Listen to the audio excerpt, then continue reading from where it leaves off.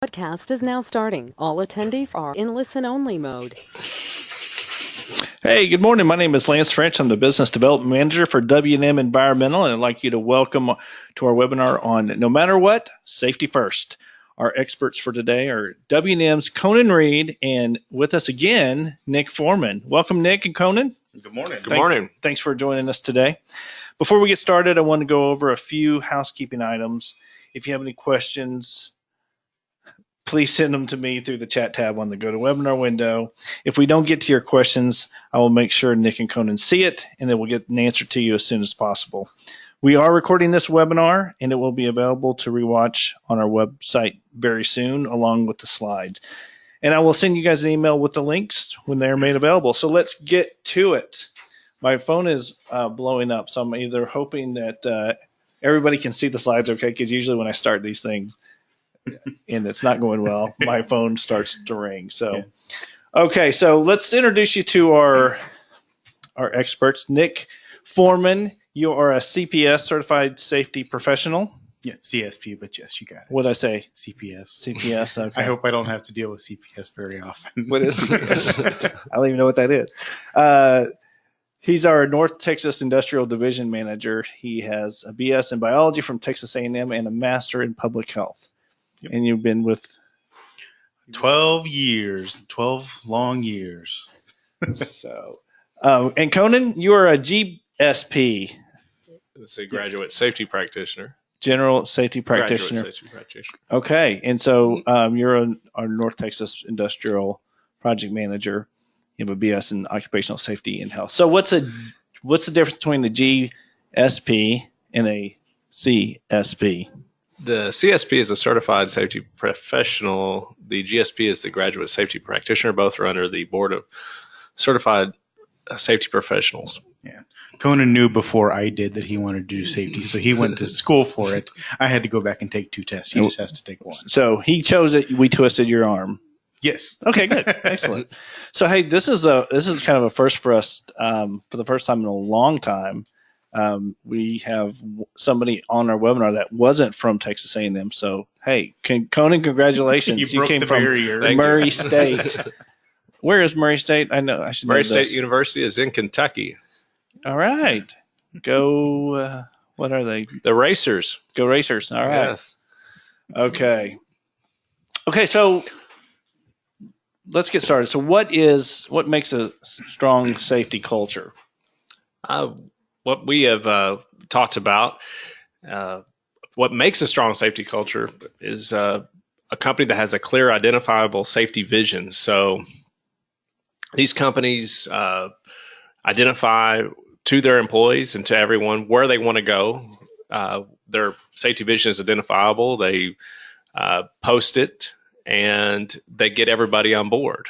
They have a safety comes first attitude. They view safety as an investment. So they're constantly striving forward to try to invest in new equipment and technologies and new ideas. They have safety is a very integral part of employee involvement. Employees buy into safety. Employees also will be helping out in aspects of safety. So they're asked to help with procedure writing. They're asked with ideas. So they're very much involved. They may be on safety committees. Companies will have strong management support and probably most importantly, a very strong leadership. So they have a strong leader. And then they define their safety responsibilities and have accountability. So safety is not just by the wayside.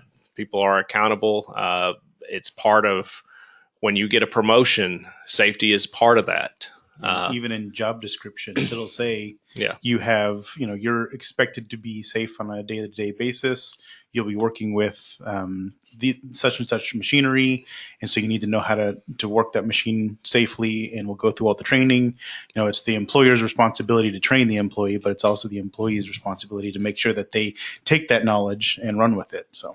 So really buying in, making sure that your workers are buying into the program and taking ownership of it as well. I'm sure we're going to get that in a little bit exactly on how to actually get to that point.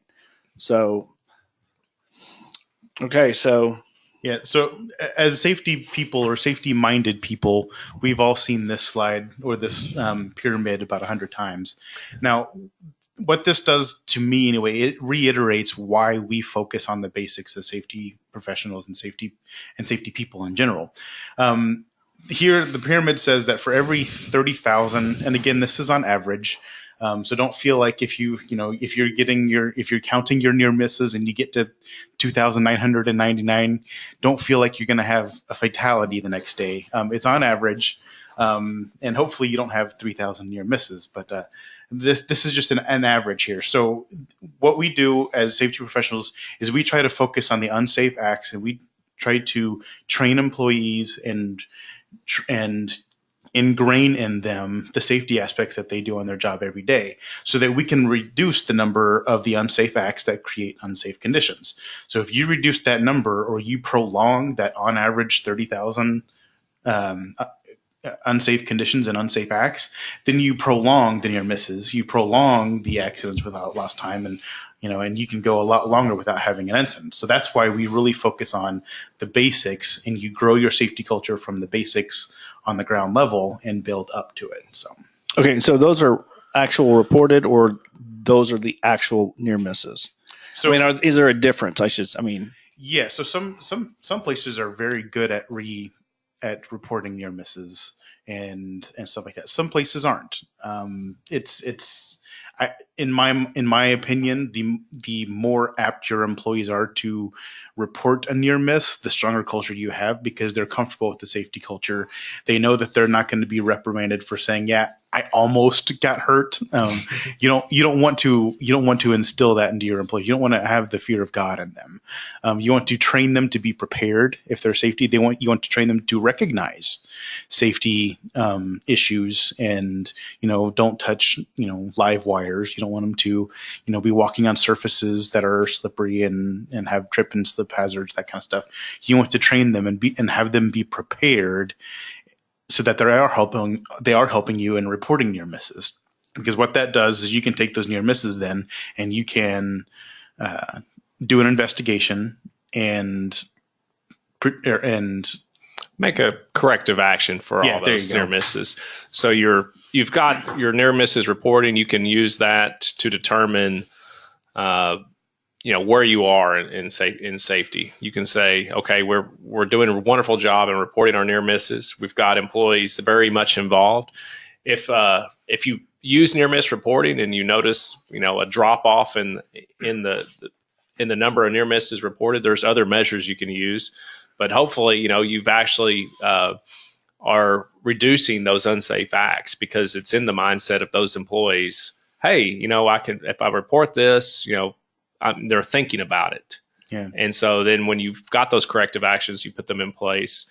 Everybody's on that same mindset of, okay, this is what's an unsafe act essentially.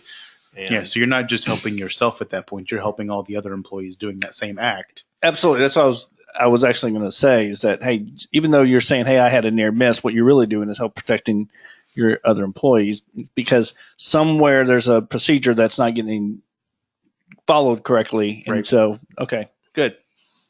Are we on to the next slide or you want to talk about anything else on there? It's a pretty pyramid, by the way. Very good. Thanks. Okay, so how mature is your safety culture? So, Conan, why don't you explain? This is just a kind of a diagram to show where some companies may lie and what it takes to get to being a more of innovative and a strong safety culture. So if you're down in this willful area, we hope nobody is, you're basically, you have blind indifference to worker safety. So you're not, you may not have implemented much in the way of safety programs. You don't have any employee buy-in. Your management's not supporting of that. You're just kind of going along the lines of, hey, if anybody gets hurt, we hope nobody gets hurt, but as long as we're producing, that's not a big deal, So we're hoping nobody's in that area. But as you can see on this slide, as you get towards the innovative, you get a lot more management support, you get more things that have to happen, employee buy-in. You're recognizing your compliance issues. You're striving to be better. So, some companies may have a very proactive or innovative safety culture, while some are more along the lines of compliant and reactive, and hopefully not this willful. Do you find when you're out there auditing companies that they overestimate where they are on this chart? Like they think they're compliant, but really they're reactive, or a lot of times when we do audits, you may have a company that's if they're in many cases they may think they're very proactive when they may be just in the compliant. And we do this by kind of a gap assessment where you interview employees, and it's looking at all their programs and their safety policies and procedures, and whether or not they're measuring leading and lagging indicators, that sort of thing.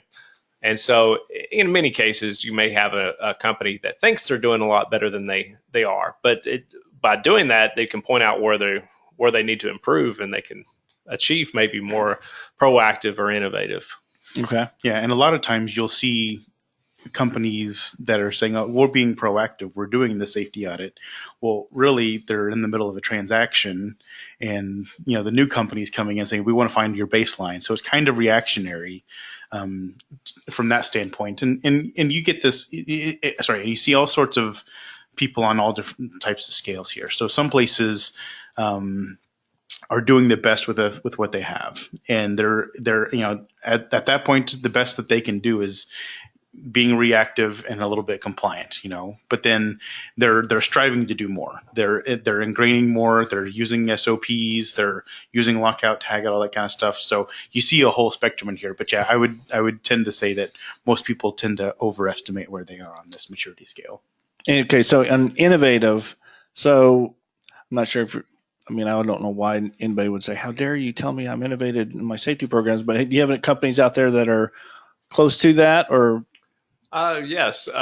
There's a lot of companies that are very close to, that striving towards innovative, where they've got programs, procedures, employee involvement, everything's in place. And, they're still striving to do better, because once you achieve to be innovative, it's easy to fall back down the scale if you get to thinking, hey, we're good, because it doesn't take very much for things to fall out of place, employees to become lax, management to become lax, and then you can easily go back down into being proactive. So to being compliant or just slipping off that scale. So you're constant to be innovative. You constantly have to look at new ideas and achieve more. So what are the biggest differences? Like if you go into a proactive facility and you go to an innovative facility, what's the one thing that stands out the most? As far as probably the most things would be that employees in the proactive are very much involved in safety, and they're measuring their leading and lagging indicators, and they're doing a wonderful job, but they're just trying to still get to that next level where they don't have everything completely in place, where it's almost things work on their own. So they're still getting there. Whereas innovative things, the programs, everything are in place, and it doesn't take much for things to just almost work without a whole lot of effort as far as safety goes. This is by no means a complete list of companies that are, but these are just some companies here in North Texas and in Texas that have achieved recognition through OSHA has a STAR VPP program, and these are all companies that have achieved that, and that means that they are in the lines of proactive to being innovative in their health and safety programs. Now, these are not these are site specific, so some sites may be more proactive and more innovative than other sites. But these are just some examples of companies that have strived to get that. So these are all STAR VPP compliant. So is this I mean, years in the work, or is this one of the, is this something that, hey, if you really put your head to it in 6 months to a year, you can do it, or is It depends on where you are on the scale. I mean, safety is one of those things that you bite off a little bit at a time, and you do what you can, and then you master that, and then you bite off a little bit more. And safety doesn't come. You can't force safety in 6 months. From what I've seen, you can make great strides in 6 months, but going from willful or reactive to being in the STAR VPP program isn't going to happen quickly. Okay, so if our listeners wanted to be in this STAR VPP program, it depends on where they are sitting right now, and it may take some work to do. Okay, but you have to have all buy-in and management support, and be very strong safety culture minded to be there. So they fill out some forms, or they call you, or how does that work?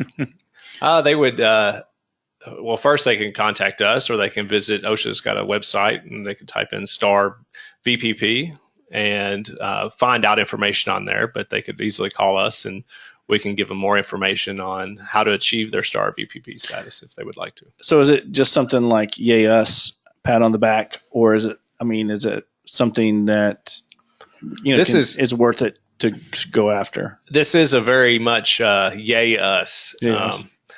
Because this is you don't get a whole lot from this, as far as you're not getting any kind of other than a nice recognition and a flag to hang. But this is very much for your employees. The company doesn't benefit a whole lot from it, other than they get to hang the flag.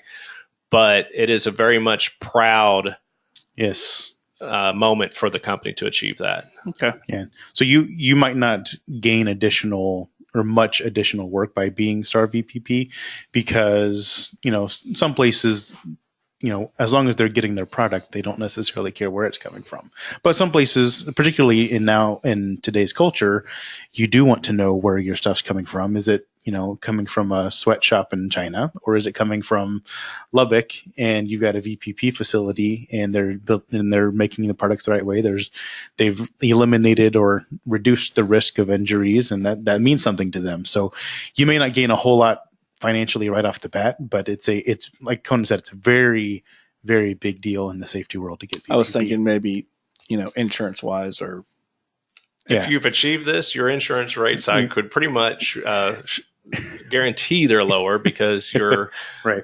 So there's something. Your DART rates are lower, and that sort of thing. So. All right, trying to help you all out there. Okay. This looks like the same one. This is different direction. This is the safety maturity matrix, and this kind of just breaks down what it takes to be innovative, as opposed to your willful, and what where you could fit on this scale depends on what systems you have in place and where you are in your safety maturity.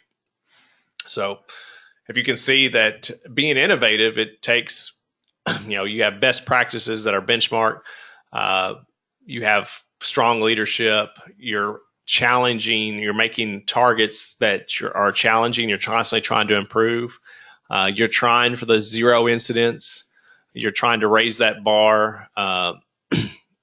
You have almost all employees working at your facility are buying into this and play an active role in health and safety. And you're doing these things that the compliant and the proactive are also doing, but you're just increasing that bar and level of that. So if you're down in the reactive range, where a lot of companies are, you're not measuring leading indicators. You may be looking at your lagging indicators. You're geared towards more compliance. You're recognizing your hazards. You have a good safety programs in mind. You've got written programs, but you're not going forward. You're not striving. You're not looking at risk control. You got to be a little bit more to be compliant and proactive. Okay, Nick, you want to add anything to that? Conan, the best thing about this slide is the graphic. Conan did a good job presenting it. I think he did a really good job presenting it. So good job, Conan. Yeah, you get an A for the day. You get to go home. But yeah, no, I think I'm pretty much done with this slide. I'm done with it. Okay. As you go from the left-hand side of that previous slide to the right-hand side, you're going to have to improve your safety culture, and that's what this whole thing is about. And there's certain ways that you can do it. Employees have to buy into the safety culture, and the easiest way that we found for that to happen is to get a nice, charismatic leader that the employees will rally behind. Employees don't rally behind a policy. They don't rally behind a program that's on, printed out and on somebody's shelves. What they get behind is a leader that takes interest in them, and they own safety for the facility, and they make sure that you care, or that all the employees know that leader or that leadership role and the managers all care for their safety at an individual level. They care that everyone leaves that day at the end of the shift the same way that they came in. So people, like I said, they don't care about, they don't not care, but they're not going to refer to a policy on a day-to-day basis, but they'll see a safety manager and a safety leader on a day-to-day basis walking around the facility, making contacts, always asking for feedback, that kind of stuff. So you have to gain the employee's trust. This can't be something that you just plaster on the wall and say, this is, safety is our number one goal. And then, oh, by the way, yeah, I see your steel-toed boots are really old and you're walking funny, but go back and produce me more product type thing. You can't do that. You've got to be a little bit amenable to production versus safety. Safety should always come first. And then you have to make the employees feel safety, not by showing them gruesome pictures of hands getting stuck in machinery, stuff like that. That works to a certain extent, but you have to really make them feel and engage in safety. So you have to prepare them to face the hazards that they're going to have every day. If they're going up to the machine, or if a machine operator is going up to the same machine every day, he needs to be prepared on what to do in various instances and how that machine reacts. If there's if a bolt wiggles loose or whatever, they need to know that they need to lock it out and tag it out and get someone to fix that bolt and that kind of stuff. So they need to be prepared and know what to happen in order for them to buy into safety culture. Right. And I'm sure that, one of the things that I'm sure the leaders fall into is that they're judged on safety. So that's what, their matrix is or whatever. Mm-hmm. And so you always look for what their people are doing wrong to prevent. And maybe another way to do it is, hey, try to find some people that are doing some things right. Mm-hmm. You kind of grimace when I said that. Is that wrong? No, that's correct. Yeah, that's correct. Okay, yeah. So that way you can kind of,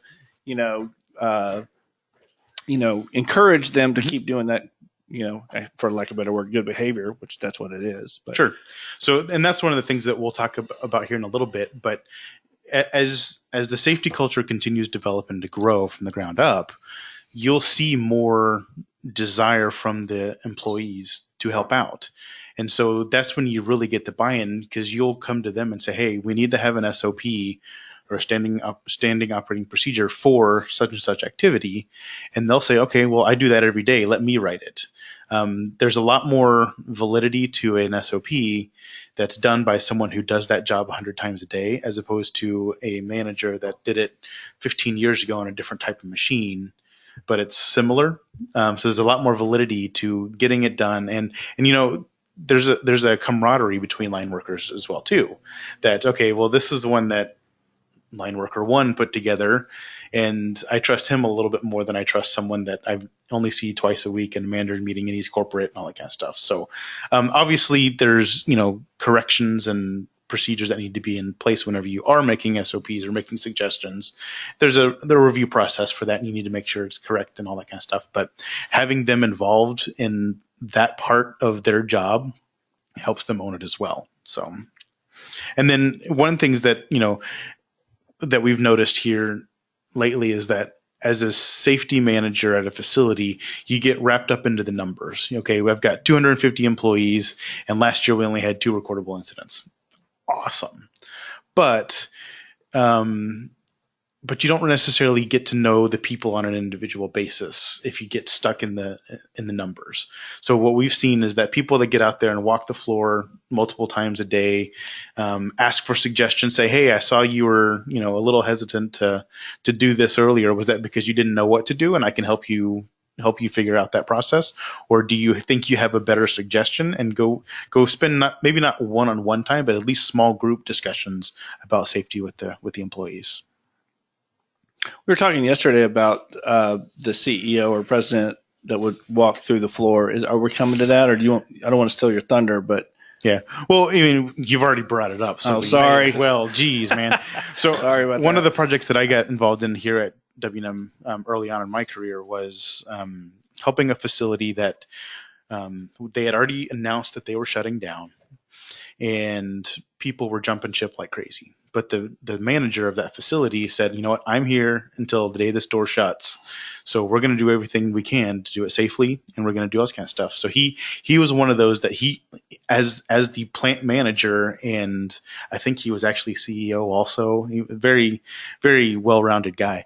He took it upon himself to rally the troops around him. So everyone loved working for this guy. And what he would do periodically, and I don't know if it was always intentional, but he would more or less stage a safety violation or something like that. He would go walk around the plant and forget in air quotes to put his safety glasses on. And he would see how long it took for someone to tell him that he didn't have his safety glasses on. And if it was longer than 15 or 20 seconds, he was upset. And they had safety meetings every Friday afternoon. He'd be like, "Guys, I walked around for 4 minutes the other day and no one told me." So that's part of that part of owning that safety culture. They have to feel comfortable in what they're looking for and what they're doing, and comfortable going back to management and saying, "Hey, sometimes, if I had my boss and I had only been on the job for 2 weeks, I may be a little bit hesitant to say, 'Hey, by the way, you're not wearing your safety glasses,' but you have to have that comfortability between the employees and the management to speak up." Yeah, so we just endorsed be respectful. Yeah, and we also are not condoning the go around and right. It's good to tell your boss and put what yourself to do. in a risky situation in order Yes. to bring across the point either. It's so. good to tell your boss what to do, but you better be careful. Yeah, but Just tell your boss. and he did it in a safe area, all that kind of stuff in the general pedestrian walking areas.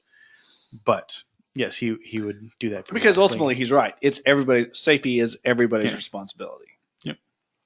One thing you see with especially with leadership and the leaders, you want to have strong leadership, and this is where your managers and supervisors walk the talk.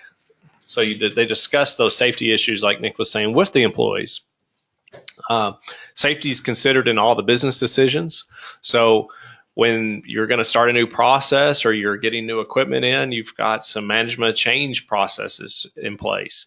You are looking at safety as a huge part of that. How is this new equipment or new process going to affect the safety of the employees that are working there? Is this going to be something that's going to be produce loud noise? Is this going to require new training? What is it going to take, to get this new process or equipment in place? Yeah. So it is in all those business decisions. Yeah, that goes back to our first or second slide talking about safety being an investment too. Yeah. As you're getting new equipment and you're adding new lines to your facility, and equipment A costs $50,000, equipment B costs $75,000, but it already has the machine guarding in place. It already has control buttons to inactivate all that kind of stuff and make sure that it's the safest machine possible. By spending $25,000 there up front, who knows how much money you're saving on the hind end in lost hours, in injuries and amputations, all that kind of stuff. So if you look at it as an additional $25,000 up front to save who knows how much at the end, it gets a little bit easier to swallow. Okay. This is my favorite slide. So this goes back to what we were talking about with that safety, or with the CEO and the plant manager talking to his employees. You have to make sure that your employees are comfortable talking to management and comfortable talking to the safety manager, that kind of stuff. Otherwise, they're not gonna help you out at all. You have to make sure that you have or some ways that you can improve empowerment and improve the safety culture is something like a stop work authority. Some places you don't stop work unless the machine stops. But at a place where they offer stop work authority, basically what that's doing is management saying, hey, if you're out there and you're doing your job and something pops up that's not safe, turn that machine off and figure out the best way to fix it. If we need to have that line down for however long, we're going to make sure we get it done and we get it done safely. And so that right there is a large onus on the employee to know what they're doing, to recognize safety conditions or unsafe conditions, and that kind of stuff. Other ideas like that are suggestion boxes. I know those kind of, it's an antiquated system, but it works.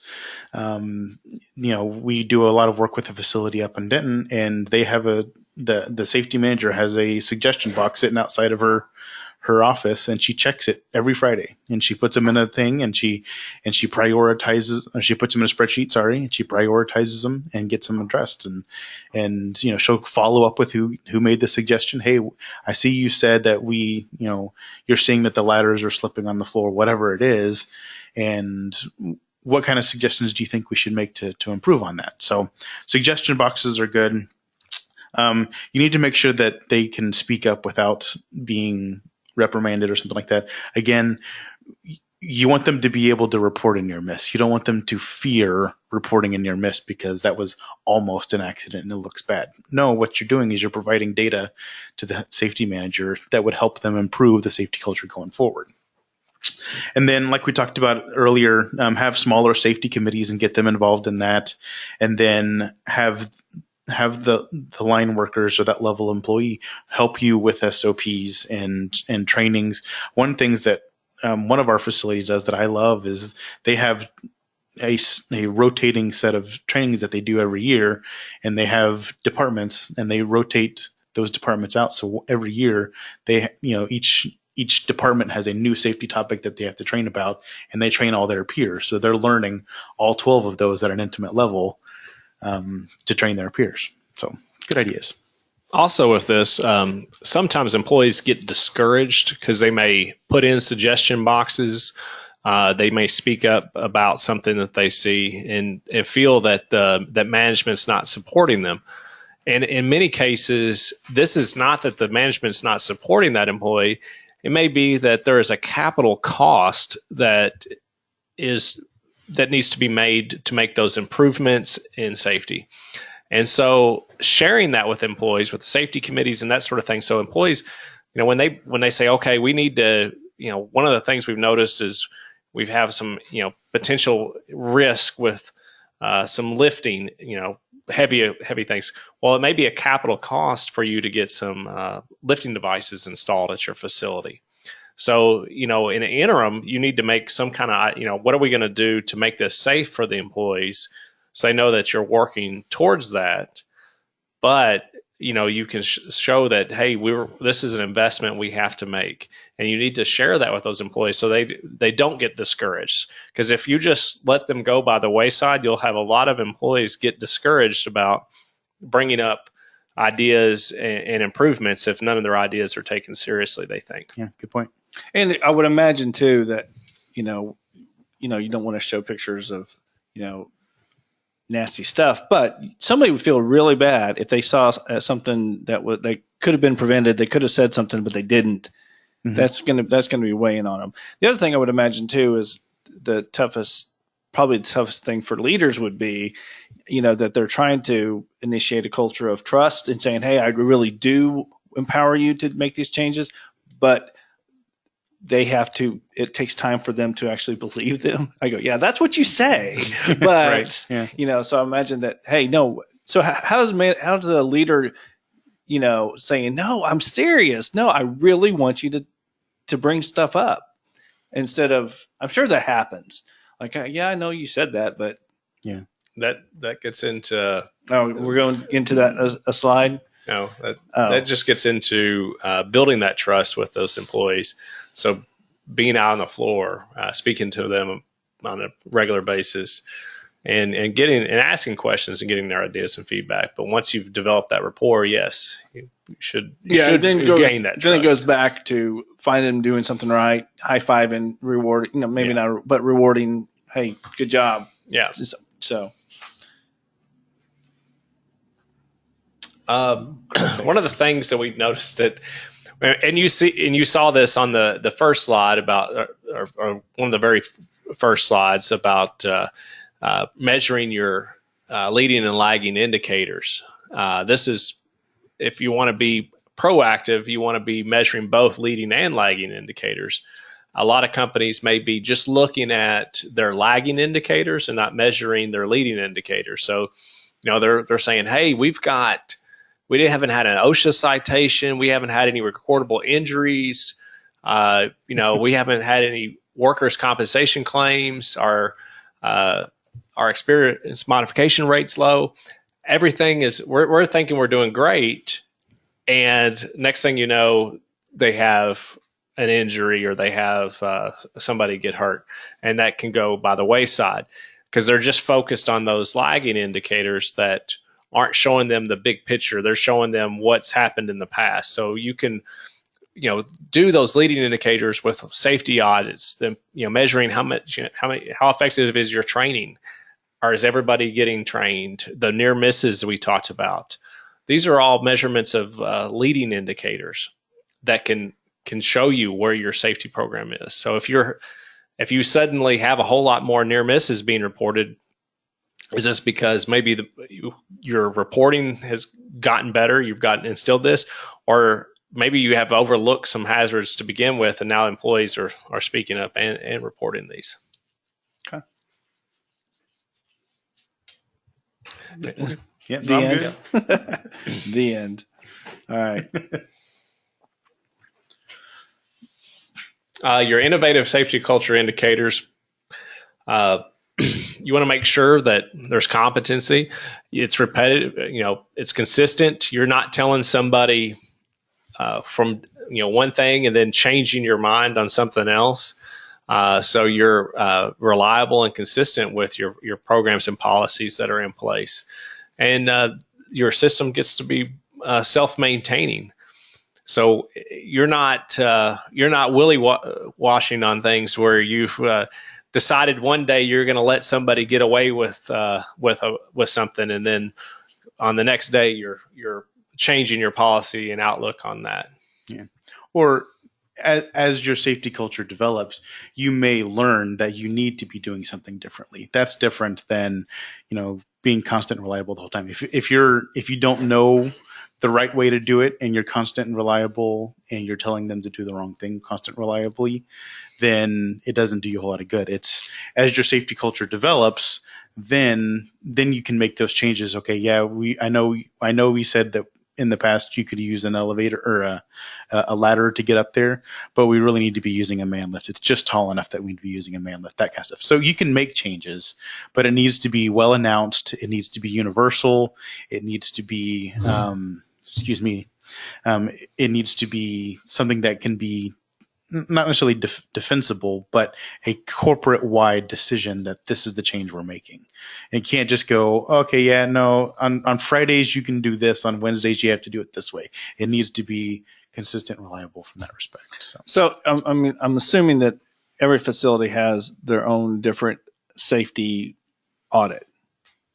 Because every facility is different. So you're only as good as your last safety, as good as your safety audit is. Mm-hmm. So how do you fix that? I know I'm probably going on a tangent, but so you look at if you've scored poorly on an audit, you want to address those safety, corrective actions in a timely manner, and you want to make sure that they get fixed. You're striving forward to. Well, I'm saying that you wouldn't if you're scoring well on an audit, but yet people are still getting hurt. So probably you need to redo your safety audit. Well, maybe you're looking at the wrong things. Right. So you need to. So is your audit based on a checklist that you need to revise on a regular basis? Some of the best things I've seen where companies have is employees that go out and they do safety inspections, like daily inspections. And those checklists get changed on a regular basis. Because if the employee's going out and they're doing the same checklist over and over and over and over again, they may start pencil whipping it. They're like, this is all, they're saying, hey, this is no problem every time. So you want to make changes to those checklists. Maybe look for some new issues that could be, and get employees' input on that. Yeah, so this is just a reminder that being consistent and plodding along at a slow pace is not a bad way to do safety. Slow and steady wins the race. The tortoise is going to beat the hare, and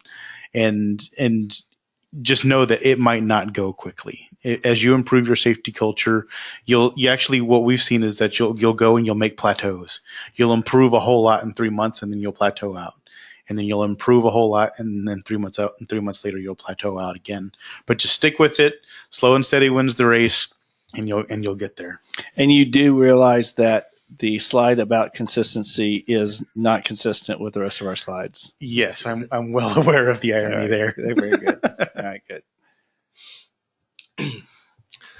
Also, innovative safety cultures are, they're involved in compliance. Their risks are controlled as far as possible. Their policies and procedures are in place. They have employees that understand what those policies and procedures are. They identify all the safety issues and prioritize them. So if anything that is brought up by an employee, they'll risk base it. They will determine whether or not, what the risk is and how severe it's going to be. And then based on that, they may fix it right away. It may be something that gets put off a little bit for something that's more important. Okay. And if you have employees that are willfully, happily going to the risk sign, you need to probably do some retraining there, Yes. I would imagine. Okay. That's the Homer Simpson of every facility. Yeah. Ooh, that's hot. Ooh, that's hot. Yeah. One of the most important things about innovative safety cultures is there's always continuous improvement. So they're constantly striving to do better. If you've made it there and you sit there and you're not striving to do better, things catch up to you. 20 years ago, we had different regulations that were in place now. And if you're just set in your ways and not striving, looking for newer technologies and newer ways to mitigate risk and hazards, then you may find yourself falling by the wayside and getting passed up by more innovative companies. And so always be looking for something else that you can do. Another thing that we talked about is, as you're continuing to improve, the best way to do that is to set small goals and then accomplish that goal. And I guess this is really with anything, really. If you set small goals and you knock them out, you're going to be more apt to do it again. Instead of setting a huge goal, by 2020, we're going to be VPP star, that kind of stuff. And then that's your ultimate goal. Yeah, that's great. But set up small goals to get you there. Don't overachieve, or don't bite off more than you can chew. Yeah. Do it in small bits. Again, slow and steady wins the race, that kind of stuff. If you set a goal, say we want to be innovative by 2020, you may be setting yourself up. What you need to do is look at those slides and what does it take to get to that? How are we going to measure our leading indicators? What are we going to do? What improvements do we need to make? And then we can put these smaller goals, like Nick said, in place. So, and then once you achieve it, like Conan was saying earlier, you don't take a deep breath and you don't go, we made it. You get together that next Friday, you have your safety meeting, you start evaluating new processes, and so you're always improving.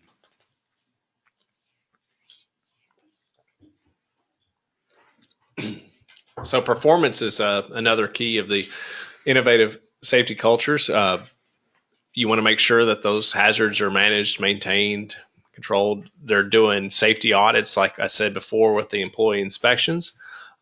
Those are also a huge part of it, and they get the ones that do best are the inspections that get updated. Um, People understand the risk process. So, how are you guys? How are you measuring risk at your facility? So people understand how to do those, how to improve and prioritize which projects get done sooner rather than later. And you want to make sure you're reporting all your accidents, your incidents, and your near misses, and measuring those. So this is something that we put in here, and we're working with a handful of projects now that this has really been important to us, is making sure that people know your safety culture. As you hire on people, everyday employees, as you hire them on, make sure that they know that you have a strong safety culture and what the safety culture means to the company, what it means to them, and what they're expected to do. So make sure that your safety policies are very transparent. You communicate with them well. To me, communication and transparency go side by side. You need to be in a constant communication with your employees, and your employees need to be in constant communication with you as managers to make sure that the river runs both ways, and that you're taking their ideas, you're implementing them, and you're taking your knowledge and your basis of what you know they do, and you're helping them be as safe as possible. So be as transparent as possible. Make sure from the get-go of a project, from the get-go of being hired on, from even on a different scale, on a bid proposal for a project, as you're bid proposing or putting out bid proposals, make sure that the contractors know that your safety is a little bit different than most people's, or you got a higher standard than most, and so so they need to know that they need to account for that. The contractors need to know that they are going to have to use a different piece of equipment, or they're going to have to, there are going to be some late shifts and you have to do it after hours. And so you'll need light trees to do the work, or whatever it is. So they know that they need to account for that. And so share your safety policies with your new employees. I know with new employees here at W&M, everyone has to sign off that they've read and understand the safety policy. Do that with your contractors too. Share it with them. Make sure they know what your expectations are. And the main reason there is surprises generally in the safety world aren't a good thing. No one wants to be surprised with safety. Same thing when you're bidding with a project. You want to know what's expected of you so you can account for that. Otherwise, when you're out there and you're doing it and you're getting involved in the project and you're about to start something, and someone pulls stop work authority on you, you're like, well, what in the world's going on here? Had you known all that up front, it can go a little bit smoother. It can go, the expectations are known, that kind of stuff. And then follow up with it. Make sure on a day-to-day basis, or once a week, twice a week, whatever it is, making sure that you're following up with the subcontractors and your employees, making just a touch contact with them as, hey, I know you've got this project coming up. This is how I envision how it's going. How's it going to go? What do you have envisioned? Make sure you're not necessarily questioning people, but making sure they understand the process at hand, and that they have a good grasp of what needs to be done, so that there aren't surprises later on. So we talked earlier about finding your employees doing things right. Mm-hmm. Okay, so going on a little bit of a negative turn. So let's say that as you're trying to find something right, you actually find some areas where you need to address and change or train. So at what point does consequences work? Or, if you're talking to a guy 5 times and saying, hey, this is like the 5th time I've talked to you about eyewear, or, stop wearing your flip flops or whatever, at what point is it to where, or is that, that's kind of a negative? It's a company decision, but generally if you're having to talk to someone 5 times and not much time at all, that's a company culture issue, and that's reflective on the whole company culture, not necessarily that individual. But you can't control every single decision that an employee makes. So so it's two things. One is that employee, and then the other is, okay, I have to re-examine my culture because for some reason he didn't take me seriously. Sure. Right. Okay. And that's where accountability comes into play. Just like the managers have to be accountable, but employees do too for their safety. So, if you've told someone not to do something because it was an unsafe act that they're doing, so maybe they're climbing up on some equipment instead of getting a ladder, and it may be that the reason they're doing that is because a production manager is telling them, "Hey, go do this now," and and the ladder is on the other side of the facility, and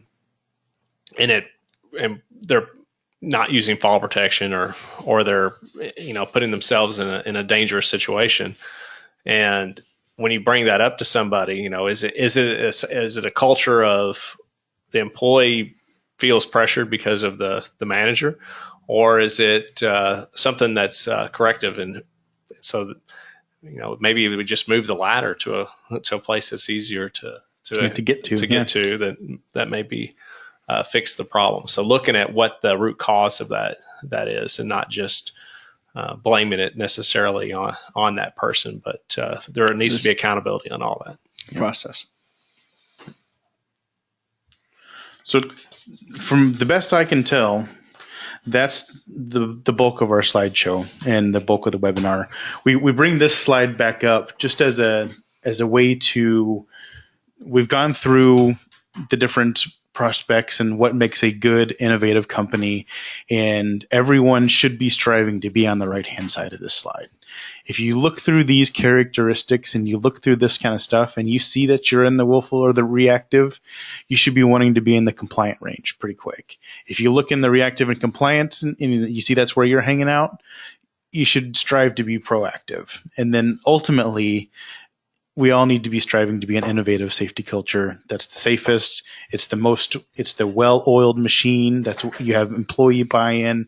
As an EHS manager, your job actually gets easier the more buy-in you have. So we can, if you look at this list and you see you're down here on the left-hand side a little bit, or even on the right-hand side, we can help you get to that next level that you're wanting to get to. We can do safety audits. We can help with lockout tagout procedures. We have a whole, onslaught of things that we can do here at WNM. We have 3 or 4, with 2 CSPs, a GSP, industrial hygienists, all that kind of stuff. So we can help you get to the next step that you're looking to go to. How's that for a sales pitch at the very end? Wow. Sorry. I bet we probably had like everyone sign off in the last 30 seconds. But as the business development manager, I'm impressed and got a little tear right there. So yeah, you look at this and you want to be so if you're in the blue, less accidents for you. That's my contribution today. So all right. Well, thank you guys for I'm going to open up to if there's any questions out there in our audience. But in the meantime, this is our contact information. We have now 7 actually. I don't know. We have 8, but I'm not sure if we can officially call that. But we're going to say 7 right now. Yeah, but look probably safe. Yeah. But look for additional information. Yeah, check our website for number 8. Or our newsletter. So, but if you want to get a hold of Nick or Conan, there's a contact information. Thank you guys for putting all this together for us. I know I learned a lot. Hopefully our audience did too. And by the way, they've all stayed on since the census. So Thank you. That's impressive. Yes. That's right. Now they may not be able to hear us, but they stayed on. They're probably waiting us to keep going. So I'm going to I need to restart this. We did record this webinar, so I'll be sending you guys a email with all the with the recording and with the slides. And if you have any other questions in the meantime, Nick and Conan's contact information will be on that webpage. So You guys have a great day. Thanks for joining us. We'll see you next time. All right. Thank you.